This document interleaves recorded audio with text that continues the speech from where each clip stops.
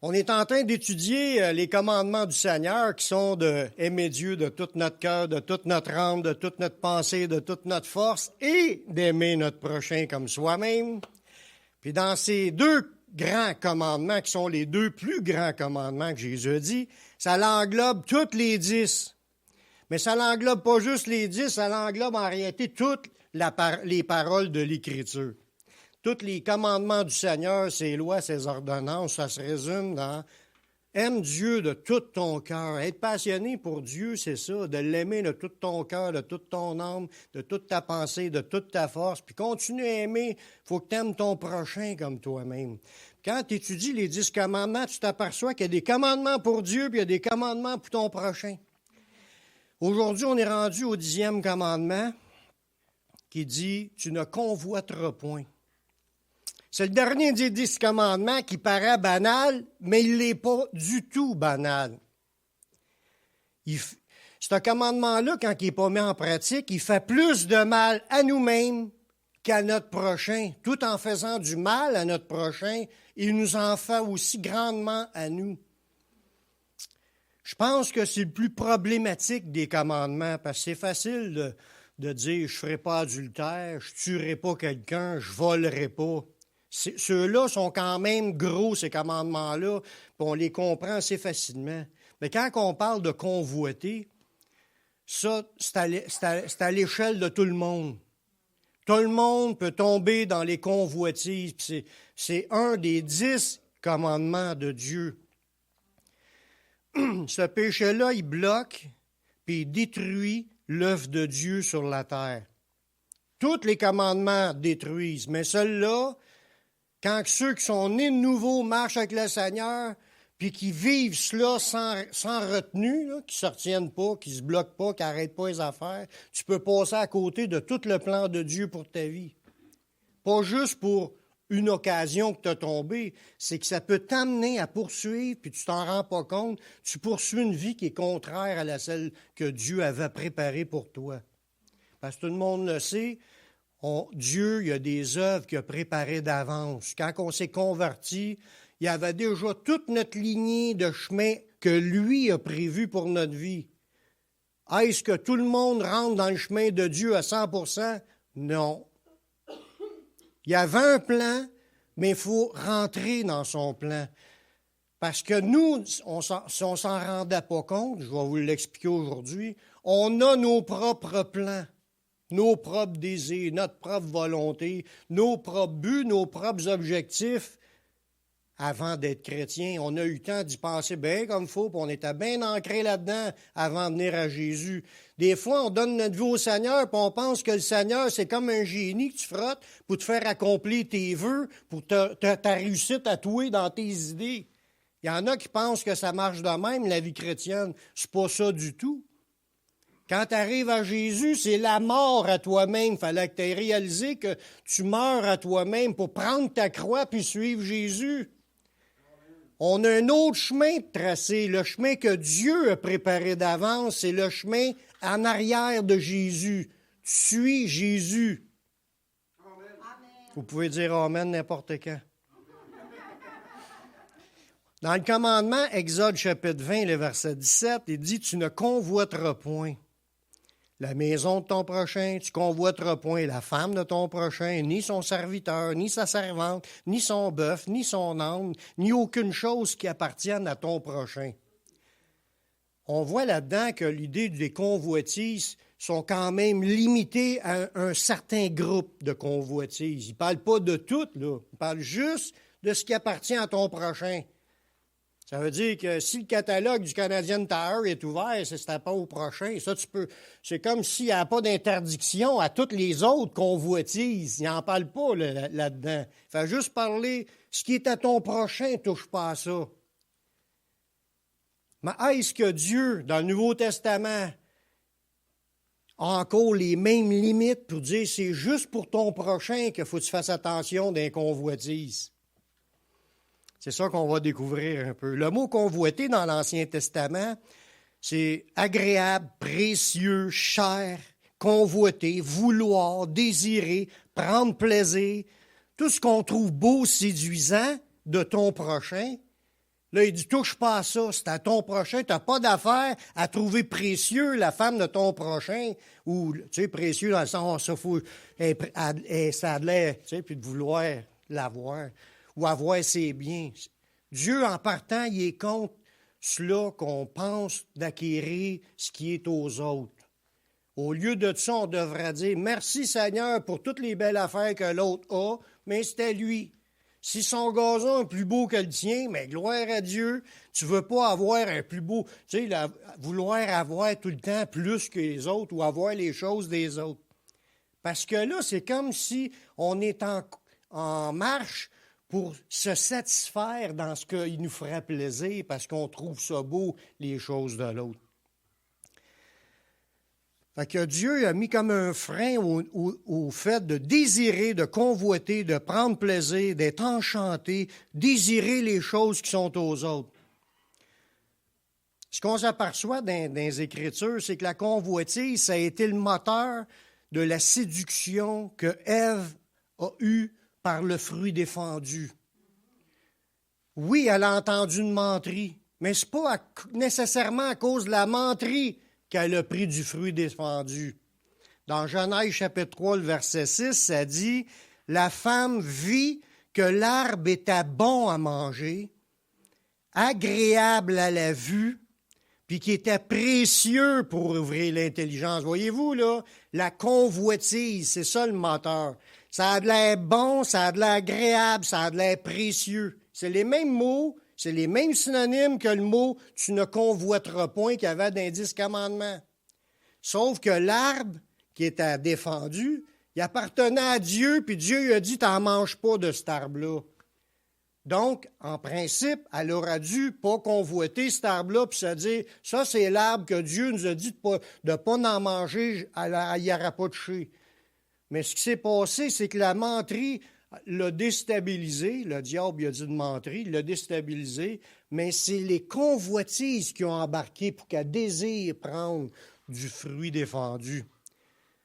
Fait que le problème des convoitises, c'est dans la nature humaine, même avant la chute de l'homme. Parce que souvent, on dit que quand ils ont désobéi, que c'est là que le péché est entré dans le monde. Mais c'est pas tout à fait. Oui, c'est vrai que ça a comme débuté là, toutes les conséquences, mais ça a commencé vraiment dans le désir humain de vouloir ce qu'il n'y a pas.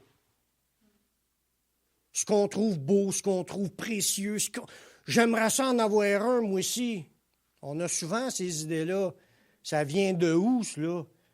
Ça ne vient pas nécessairement de l'homme naturel, l'homme humain dans sa tête. Ça vient plus du corps, de ses désirs de possession. Mais on va voir que ça vient un peu des deux. On va voir des versets tantôt. Pour comprendre la profondeur de ce péché, il faut comprendre que l'ensemble de l'humanité a été pris au piège par ce péché-là. Pourquoi que les gens convoitent aujourd'hui, désirent ce qui appartient aux autres, ont comme une jalousie ou un désir de s'accaparer pour avoir des richesses faciles? Pourquoi qu'on a ce désir-là d'avoir plus, puis qu'on n'est jamais contenté, on n'est jamais satisfait? Pourtant, il y a un verset qui dit de se contenter de ce qu'on a. Mais la convoitise, le désir de plus, ça, c'est, tu te lèves le matin, tu penses à quelque chose, tu penses à aller te le chercher. Surtout quand tu as un peu d'argent dans ton compte de banque, il n'y a plus de limite, là. Tu n'as pas besoin de demander à Dieu, « Dieu, tu veux-tu que j'aille cela? » Tu y vas, puis tu t'en vas le chercher. Mais c'est quoi qui fait que c'est là? Ce qui s'est produit dans l'ensemble de l'humanité suite au péché d'Adam et Ève, ça dit qu'on était tous des morts. Dans Éphésiens chapitre 2, le verset 1 à 3. « Vous étiez morts par vos offenses, par vos péchés dans lesquels vous marchiez autrefois, selon le train de ce monde, selon le prince de la puissance de l'air, de l'esprit qui agit maintenant dans les fils de la rébellion. Nous tous, nous étions de leur nombre. On était tous comme tout le monde, on n'était pas des meilleurs que les autres. Et nous vivions autrefois selon les convoitises de notre chair. » C'est ça le problème. Si on était si profondément dans le péché, c'est parce qu'on vivait dans les convoitises de notre chair. Notre chair convoitait. Dieu, dans le commandement, il dit « tu convoiteras point », mais notre chair convoite. Puis ça nous fait courir après des choses que Dieu ne veut pas qu'on touche. C'est pas juste au niveau des choses de notre prochain, c'est dans tout ce qui est de désobéir à la parole de Dieu. On accomplissait les volontés de notre chair. Ça, il faut bien comprendre que notre corps a une volonté. Oui, j'ai une volonté. Moi, ici, j'ai une volonté, mais mon corps aussi en a une. Puis sa volonté à ce corps-là, c'est de chercher les plaisirs, chercher... On va en parler un peu plus en détail des différentes choses que la Bible nous dit là-dessus, mais chercher à vivre des choses, à posséder des choses. Puis c'est dangereux, parce que si tu l'écoutes puis tu te livres à tout ce qu'elle veut, il y en a qui courent après les femmes des autres. Il y en a qui courent à voler les affaires des autres. Il y en a qui... Les péchés n'ont plus de limite là, si tu ne t'arrêtes pas. Oui, il y a la loi aujourd'hui qui nous fait peur, puis on aura peur de se faire arrêter par la police, mais s'il n'y aura pas cela, on se rend qu'au pire, on s'entretuera, comme dans le temps avant le déluge. On s'entretuera pour avoir le stock des autres. C'est ce qui s'est passé pendant bien des siècles, les guerres qu'on a vues dans l'histoire. On accomplissait les volontés de notre chair et de nos pensées. Ça veut dire qu'il y a deux sources de pensée qui étaient contraires à la pensée de Dieu. Dieu, il a un plan bien tracé pour chaque être humain. C'est de marcher dans la sainteté puis être à son service. Ça, c'est le plan général. À part d'une fois que tu donnes ta vie au Seigneur, là, il y a un plan pour des œuvres qu'il a préparées d'avance. Mais ces plans-là, l'ensemble de l'humanité passe à côté de cela pour marcher dans ses plaisirs charnels, dans ses désirs, dans sa volonté de leur corps et de leurs pensées. C'est pour ça que je vous disais au début, avant d'être chrétien, on avait des buts pour notre vie, des objectifs de carrière ou des buts de faire telle et telle chose. Puis des fois, c'était des buts méchants, mauvais, surtout si on est dans le crime. Puis tu fais 1 million en vendant de la drogue, l'année d'après, tu en veux 2. Tu n'as pas de limite dans le péché. C'est le développer, écouter ton corps, écouter tes pensées qui tournent que dans la désobéissance à Dieu. Puis ça nous entraînait à pécher parce qu'à aller de plus en plus dans le péché. Puis ça dit qu'on est à mort à cause de cela. Parce qu'on marchait tous, on était tous de la même nature que toutes les autres, à s'en aller tout le temps dans les choses qu'on veut plutôt que les choses que Dieu veut. Ça fait une grosse différence. La Bible nous enseigne à nous abstenir des convoitises charnelles qui nous font la guerre. Dans 1 Pierre, chapitre 2, le verset 11, ça nous dit « Bien-aimés, je vous exhorte comme étrangers, comme voyageurs sur la terre, à vous abstenir des convoitises charnelles qui font la guerre à l'âme. » Quand un chrétien, qui est une personne née de nouveau, veut avancer avec le Seigneur, mais c'est encore animé de ses convoitises charnelles à faire les choses comme elle a voué les choses, comme toi tu veux, comme toi tu penses, comme toi tu recherches tes affaires à toi, plutôt que de rechercher les choses du Seigneur. Tu marches dans tes convoitises charnelles. Puis ça nous dit, pense plutôt que tu es un étranger, que tu es un voyageur sur la terre. Tu as juste un petit temps à vivre. Arrête de poursuivre tout ce qu'il y a comme plaisir, puis corruption, perte de temps, des choses qui vont détourner de Dieu, qui t'emmènent en dehors du chemin de Dieu. Arrête cela. Tu dois chercher à faire la volonté de Dieu et non pas de marcher dans ta vie de tes satisfactions personnelles. Parce que notre corps en a encore des satisfactions personnelles, même après qu'on ait donné notre vie au Seigneur. Il dit que ces convoitises charnelles-là, dans le Nouveau Testament, c'est traduit par désir, passion, vivement, quand tu es vivement, tu es excité, vivement touché, mais le vivement, c'est ça qui est le même synonyme pour dire tu as une convoitise, mais en réalité, c'est tu es excité. Tu es passionné, tu désires les choses. Mais ça, c'est le sens du mot dans le Nouveau Testament.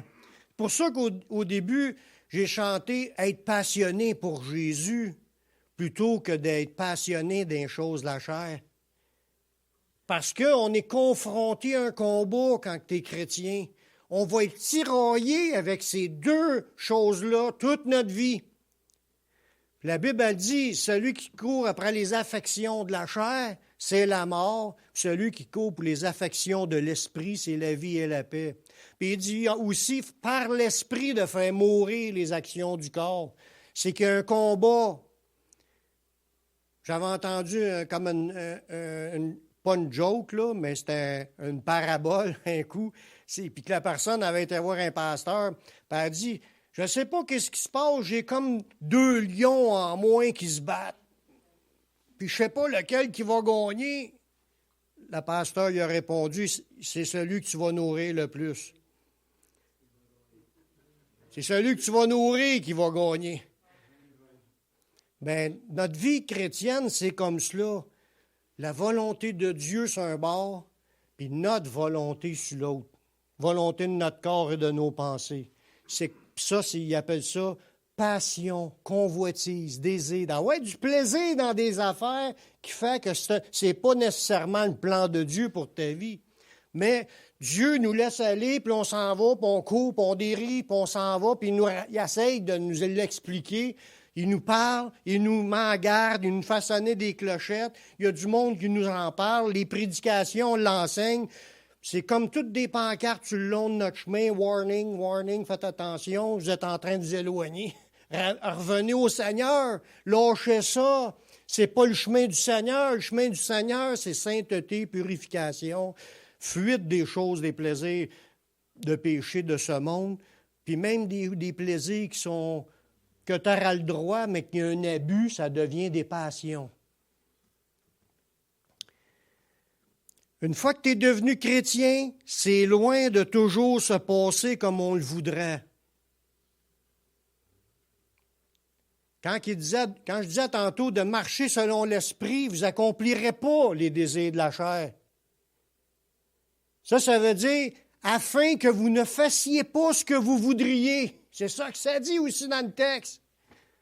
Ça veut dire qu'un chrétien n'est plus appelé à faire ce qu'il veut. Il est appelé à faire ce que Dieu veut. Puis il est important qu'on soit sensible avec nos oreilles pour comprendre où Dieu veut m'emmener. Et non pas où ce que moi je pense que je devrais aller. Ça fait une grosse différence. Parce que quand je vais avec ce que je pense, il y a un danger que je suis en train de marcher en dehors du chemin, qui n'est pas le chemin. Parce que souvent, on cherche à imiter les autres. Tout ce qui se passe dans le monde aujourd'hui, toutes les affaires qu'ils ont comme loisirs, puis toutes affaires, des fois, c'est des affaires qui nous font dépenser, puis qui nous font chercher des plaisirs. Oui, il y a des plaisirs, mais c'est-tu ce que Dieu veut? Il faut se questionner. Si Dieu t'envoie à une place et dit c'est parce que je veux évangéliser quelqu'un là, c'est correct. Si Dieu te le montre, c'est ça. Mais si tu ne te l'as pas dit, tu es en train de t'en aller toi-même dans une place, puis là, tu vas perdre du temps, tu vas perdre des ressources, tu vas perdre ta vie à tourner dans des choses qui ne sont peut-être pas celles de Dieu. Ce corps nous suit dans notre marche avec Dieu. Je n'ai pas débarqué de mon corps quand j'ai accepté Jésus. Puis aucun de vous n'a débarqué de son corps. Puis ça, avant d'être chrétien, j'étais mort parce que j'écoutais mon corps, puis mes pensées. Mais si je deviens chrétien, comment je peux penser continuer à vivre si je vis tout le temps selon mon corps et mes pensées plutôt que d'obéir dans le chemin de Dieu? Il faut apprendre que notre corps nous suit, mais on ne l'écoute plus. Puis notre corps, même si tu es chrétien, il n'est pas sans désir. Il n'est pas mort. Oui, par l'esprit, on veut le faire mourir, les actions du corps. Mais c'est toujours à recommencer parce que les tentations reviennent. C'est pas long si tu n'es pas rempli du Saint-Esprit, là, que les tentations puis les anciennes. Comme la parabole du monde qui dit chasse le naturel, mais il revient au galop. Mais des fois, ce n'est pas nécessairement 100% vrai, mais il y a du vrai là-dedans. ce que tu étais dans tes points sensibles avant d'être chrétien, là, mais le diable, il sait que c'était tes points sensibles, il va venir te retenter dans ces points-là, même quand tu es chrétien. La convoitise est un des péchés nommés par Dieu qui empêche les personnes de porter du fruit pour Dieu. Dans Marc 4, le verset 18 et 19, c'est la parabole des semences. Ceux qui n'ont pas lu la Bible, n'oubliez pas que tous les versets sont affichés sur le board en avant. Il parle de la parabole des semences, puis la troisième semence qui est tombée parmi les épines puis les ronces. Il dit, d'autres reçoivent la semence parmi les épines. Ce sont ceux qui entendent la parole, mais en qui les soucis du siècle, séduction des richesses et l'invasion des autres convoitises. Ça, les convoitises, ça veut dire que dans le commandement, il dit, tu ne convoites pas les affaires des autres, mais il y a une invasion de toutes sortes d'autres convoitises qui est possible quand tu es chrétien. Ça l'étouffe la parole, puis ça la rend sans fruit. Ça veut dire, tout le temps que tu patauges dans tes convoitises, tu ne portes pas de fruit pour Dieu. C'est ça que ça veut dire. Les convoitises qu'on voit, « Ah, je ressens un feeling, j'aime ça! » Mais ce feeling-là, là, ça ne vient pas de Dieu. Ça vient de notre corps dans ce monde. Ça nous dit ça, que les convoitises ne viennent pas de Dieu, mais de notre corps qui est attiré par les choses de ce monde. Ça, c'est dans 1 Jean, chapitre 2, verset 16. Car tout ce qui est dans le monde, la convoitise de la chair, convoitise des yeux, puis l'orgueil de la vie, ne vient point du Père, mais vient du monde. Si on a ces désirs-là, ces passions-là pour les choses dans le monde, c'est pas Dieu qui nous a mis ça. C'est juste une réaction naturelle du fait que tu sois encore vivant, puis que tu aies les deux pieds, puis tu es sur la terre, dans ton corps, devant cette chose-là qui t'attire. Puis là, tu as un feeling, tu as une passion, tu as un désir, tu as le goût de faire ces choses-là. Puis ça, c'est juste un résultat naturel parce que tu es un être vivant dans un corps charnel. C'est des passions du monde. Dieu a créé cela, mais ce n'est pas là-dedans qu'il veut qu'on marche. Il faut apprendre en tant que chrétien qu'on a à combattre cela, parce que ça, les convoitises charnelles font la guerre à l'âme. Notre connexion avec Dieu en est affectée. Surtout si on passe tout notre temps là-dedans, on est en train de s'éteindre spirituellement.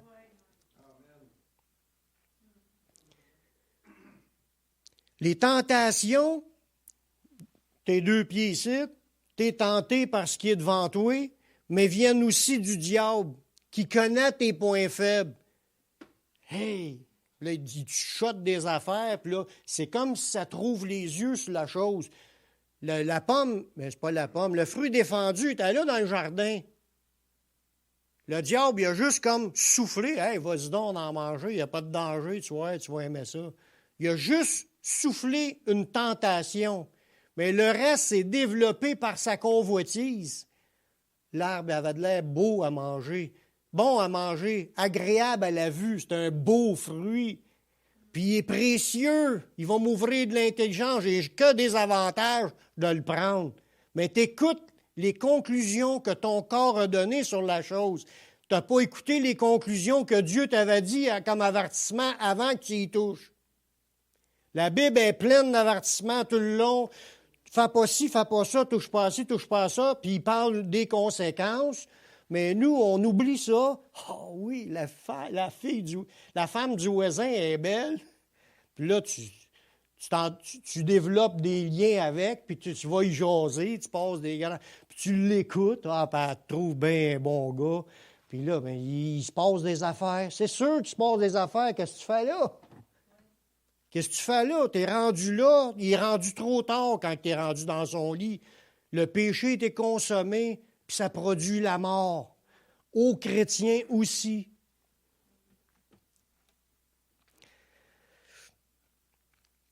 Je suis en train de dire que la tentation vient aussi du diable, parce que le diable, il nous tente, il nous suggère des idées. Puis nos convoitises charnelles qui sont aussi attirées. On est attiré par notre corps, puis on est attiré dans nos pensées parce que l'ennemi nous en met des idées. Puis ça nous amène dans le péché. C'est ce que Jacques dit dans Jacques chapitre 1, versets 13 à 15. Jacques il explique, il dit que personne, lorsqu'il est tenté, dise « c'est Dieu qui me tente ». C'est pas Dieu qui nous tente. Ça dit « Dieu ne peut être tenté par le mal ». C'est pas Dieu qui nous tente. C'est pas Dieu qui fait exprès pour qu'on tombe dans le péché. Voyons donc. C'est notre corps qui est attiré. Mais le diable nous en shoot, puis notre corps est attiré. C'est pas Dieu qui nous a tentés. Fait que ce feeling-là de combat qu'on a, c'est pas Dieu qui fait cela. C'est une réaction de notre corps face à ce qui est intéressé. Ça dit au verset 14, « Chacun y est tenté puis attiré, amorcé par sa propre convoitise. » C'est nos convoitises. C'est un petit déclic-là qui se fait qu'on se sent attiré. Ça s'appelle convoitise. On va être tenté de même sur plein d'affaires. C'est naturel. Des fois, on les a dans la pensée, les affaires. Des fois, on les a dans notre corps qui a le goût qui aimerait. Mais tout ça, ça fait partie de la volonté de notre chair et de nos pensées, puis c'est ça s'appelle des convoitises. Puis il dit, Jacques, au verset 15, la convoitise, quand elle a conçu le péché, comme quand je disais tantôt, il est rendu dans le lit avec la femme du voisin, la convoitise, quand elle a conçu, enfante le péché, et le péché étant consommé, produit la mort. Il dit, si vous marchez selon la chair, vous mourrez. Mais si par l'esprit vous faites mourir les actions du corps, vous vivrez. C'est ça que ça dit dans la parole. Fait que les chrétiens sont appelés à combattre les élans de leur chair, parce que ça prend pas grand-chose si on les combat pas, pour qu'on soit... Puis des fois, on peut tourner en rond dans des affaires pendant 10 ans, 20 ans, 30 ans. Notre vie chrétienne, elle n'évolue pas, elle ne porte pas de fruits, parce qu'on tourne en rond dans des convoitises charnelles. La convoitise de notre prochain, c'est la principale cause des guerres dans le monde. C'est à cause de la convoitise s'il y a des guerres dans le monde. Le monde ne veut pas céder l'autre terrain, ne veut pas céder les ressources. Il convoite ce qu'il y a là. Quand les États-Unis convoitaient aller soit en Irak ou en ces autres places-là, qu'est-ce qu'il y a là-bas? Le pétrole. C'est ça qui est la principale richesse de ce pays-là.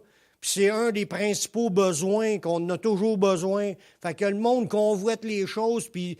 Ah ouais, on provoque une guerre. On dit des fois que c'est d'autres choses, là. Ah, ce gars-là, c'est un terroriste. Mais oui, il n'y en a pas un que là, des terroristes. Il y en a même des pays où il n'y a pas de pétrole.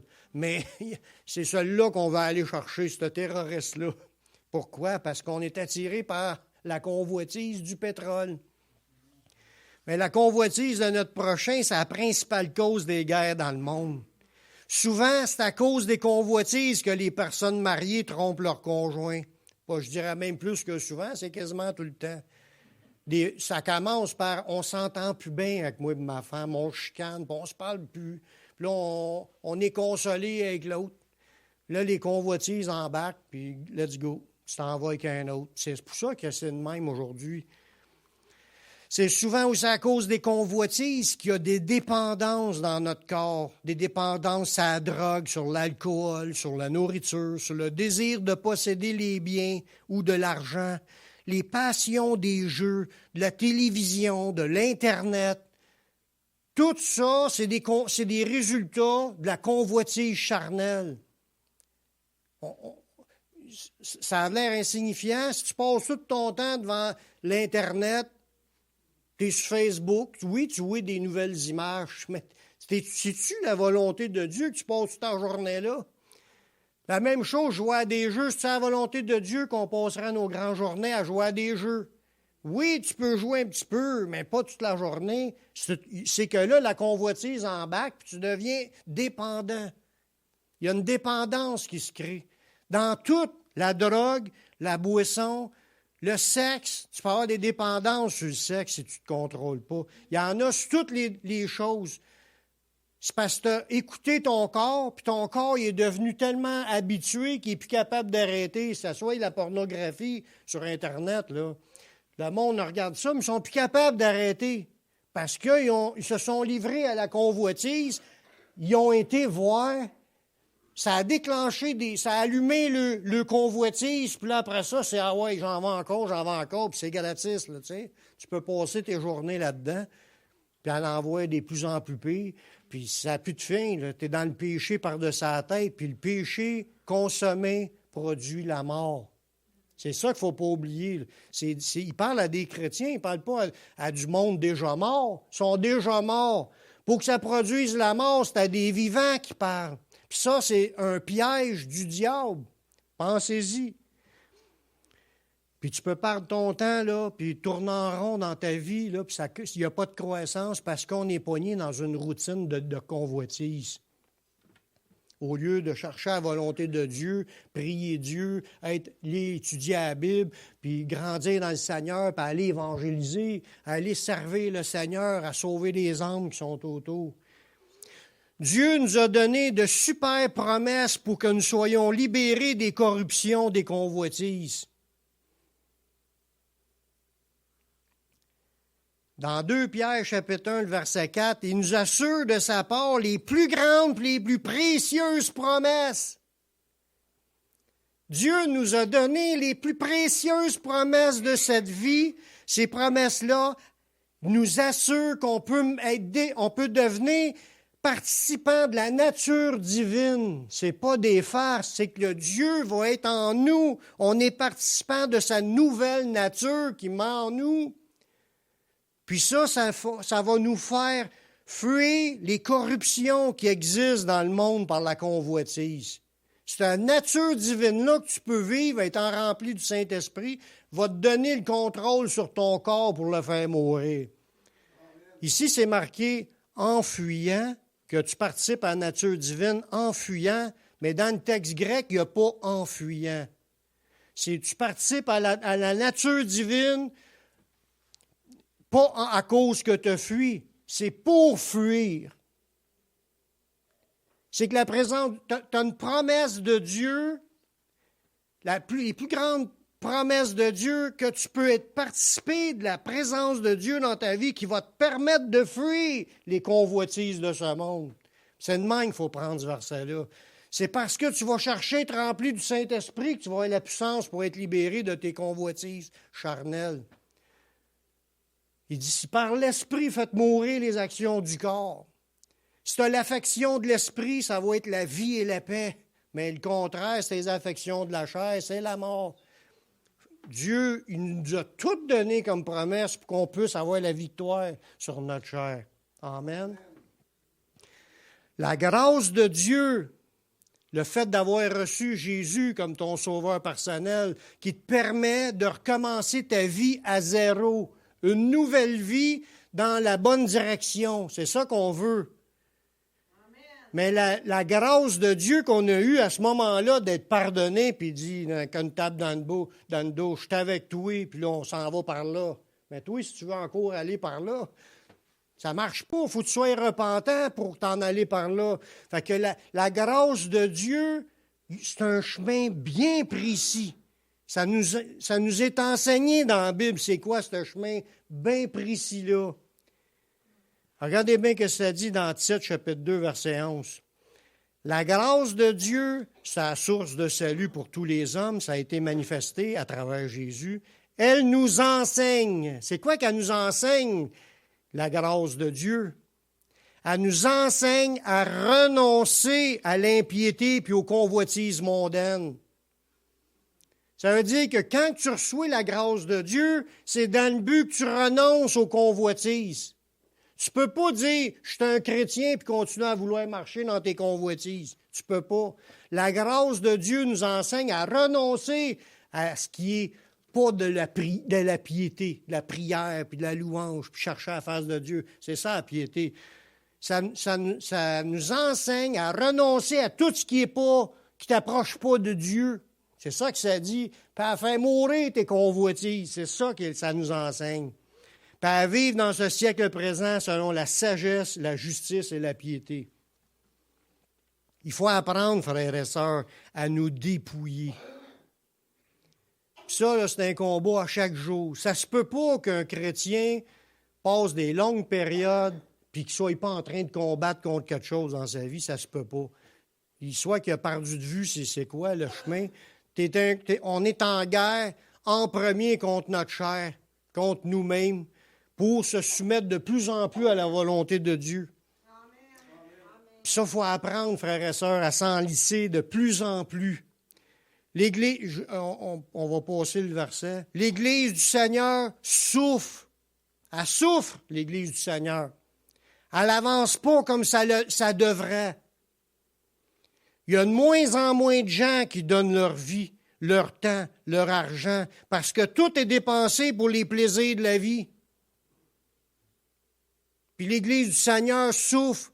C'est pas pour rien que le Seigneur, il donne la 7e lettre aux églises. C'était comme un avertissement à cette église-là pour dire qu'est-ce qui ne marchait pas bien là-dedans. L'Église a dit, je suis riche, je me suis enrichi, j'ai pas besoin de rien. Elle est tellement consolée par les choses de ce monde que Jésus n'est même plus là. Il était à la porte, puis il frappe, il aimerait ça rentrer. Il ne peut pas rentrer, puis il dit, si quelqu'un m'entend, je vais aller manger chez eux. C'est ça qu'il dit, Jésus. Il n'y a plus de place dans les églises parce que les gens sont tous partis dans leur convoitise. L'argent, la richesse, les biens, puis on n'a plus besoin de Dieu dans notre vie. On est satisfait dans tous nos objectifs personnels qui sont atteints.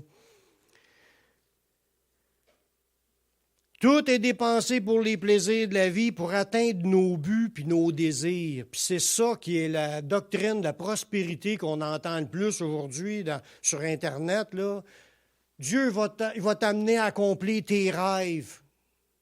Ça ne t'amène pas à renoncer à toi-même et à te consacrer pour l'œuvre de Dieu. C'est le développement personnel, les convoitises, plus de choses de ce monde. Tu vas devenir riche. Tu n'auras plus de maladie. C'est tout ça, là. On s'en va vers une fausse direction. C'est de chercher de plus en plus à satisfaire nos convoitises charnelles plutôt que de renoncer à soi-même, prendre notre croix puis suivre Jésus. Sans se soucier de ce que Dieu veut pour notre prochain. Hein? Parce que tantôt, je disais que tu convoiteras point, que ça, c'est un des commandements pour d'aimer ton prochain comme toi-même. Mais dans le Nouveau Testament, pour vivre pour ton prochain, mais si tu cours dans les convoitises, tu n'es plus là pour ton prochain. C'est quoi le principal but que nos prochains ont besoin présentement? Le salut. Ils ont besoin d'être sauvés. Il y a des milliards de personnes qui ne connaissent pas Jésus, qui s'en vont dans les temps de feu. Puis on est là, puis on se prélasse dans nos conforts, dans nos loisirs, dans nos activités, puis on perd notre temps. Puis on n'est pas en train de servir le Seigneur à l'évangélisation pour sauver les âmes. C'est pas des farces. Pensez-vous que Dieu, il ne voit pas cela? Si on réussit, là, comme si je réussissais à avoir cette idée-là, ça prend tout pour qu'on la comprenne. Dieu, ça fait longtemps qu'il voit que son Église n'est pas en train de travailler dans son œuvre, puis elle dépense toutes ses ressources pour les choses matérielles. Il faut se réveiller, frères et sœurs, puis il faut y aller évangéliser, il faut y aller porter la bonne nouvelle, il faut y aller travailler au salut des âmes, il faut y aller. Dieu, il nous a déjà dit d'y aller dans sa parole. Aller parmi toutes les nations, prêcher la bonne nouvelle. Puis ils ne sont pas tous sur Facebook, ce monde-là, là.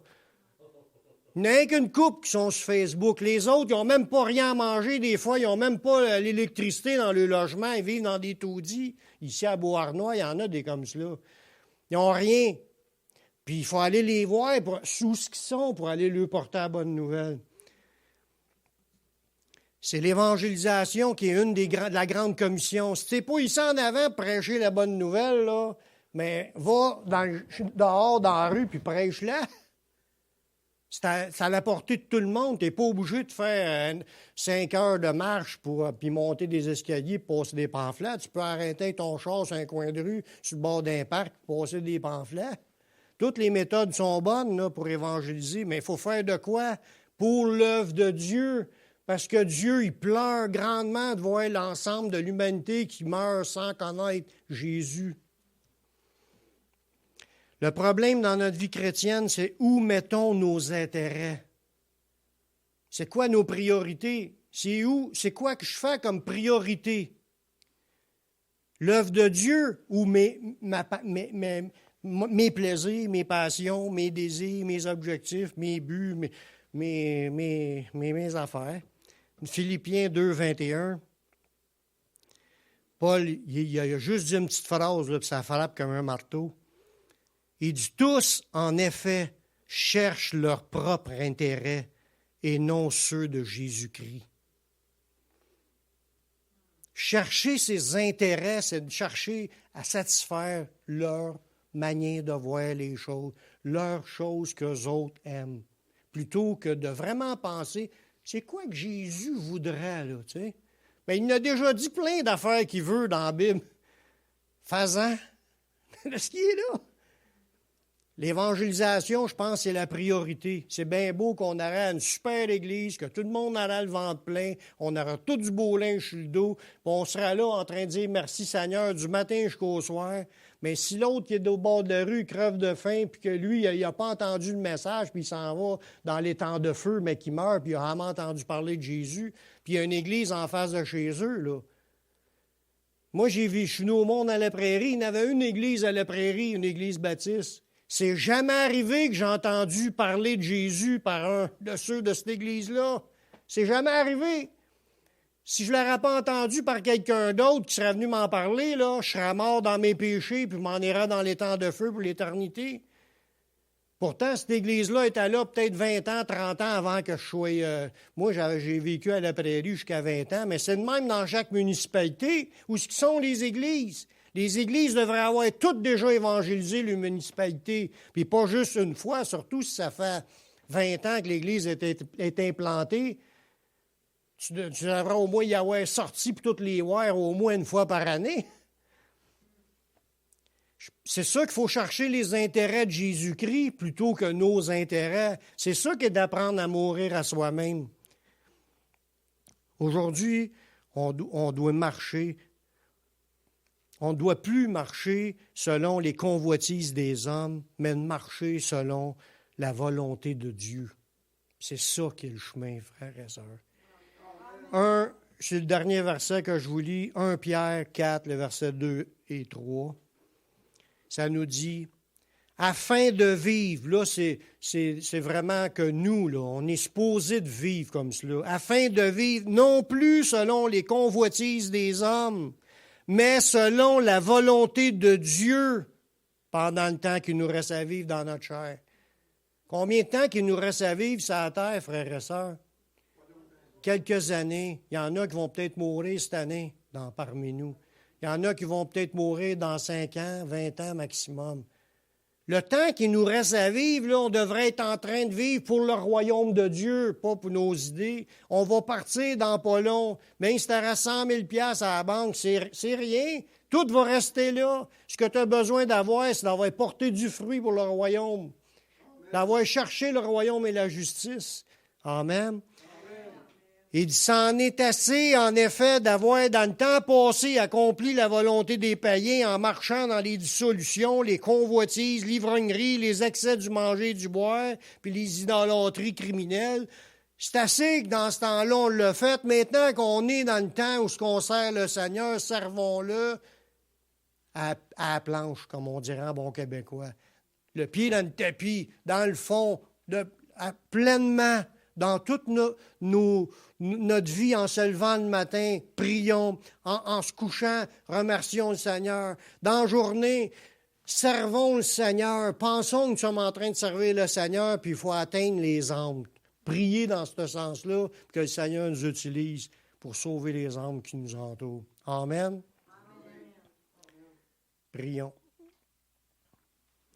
Seigneur, je te remercie pour ta parole qui est vraie.